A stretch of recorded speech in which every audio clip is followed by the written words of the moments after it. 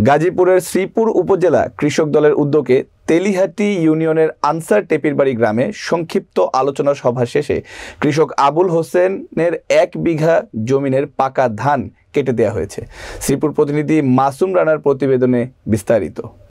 সকাল থেকে ধান কাটার এই কর্মসূচি পালন করা হয়।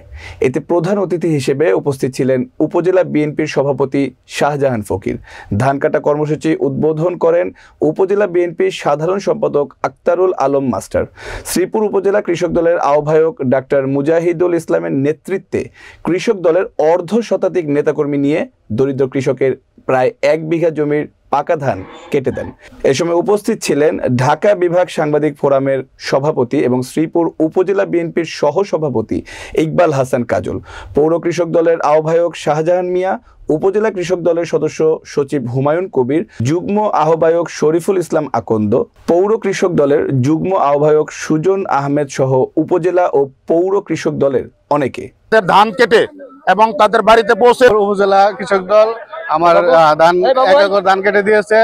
এই হিসাবে আমি শ্রীপুর উপজেলা কৃষক দলকে ধন্যবাদ জানাই। ধান আমাদের প্রাণ, ধান কৃষকের প্রাণ। শহীদ প্রেসিডেন্ট জিয়াউর রহমান কৃষি বিপ্লবের মাধ্যমে আমাদেরকে স্বয়ংসম্পূর্ণ করেছে। শ্রীপুর উপজেলার কৃষক দলকে ধন্যবাদ জানাই। তারা এই মহৎ উদ্যোগ গ্রহণ করার জন্য গরিবদের স্বাগত জানাই। তাই এই জন্যই আমরা তাদের পাশে থেকে তাদেরকে সহযোগিতা করার জন্য শ্রীপুর উপজেলা বিএনপি আমরা উপস্থিত হয়েছি এখানে। দেশনায়ক তারেক রহমানের সিদ্ধান্তে বাংলাদেশে গরিব এবং অসহায় মানুষদের ধান কেটে দেওয়ার জন্য কৃষক দলের প্রতি নির্দেশ দেওয়া হয়েছে।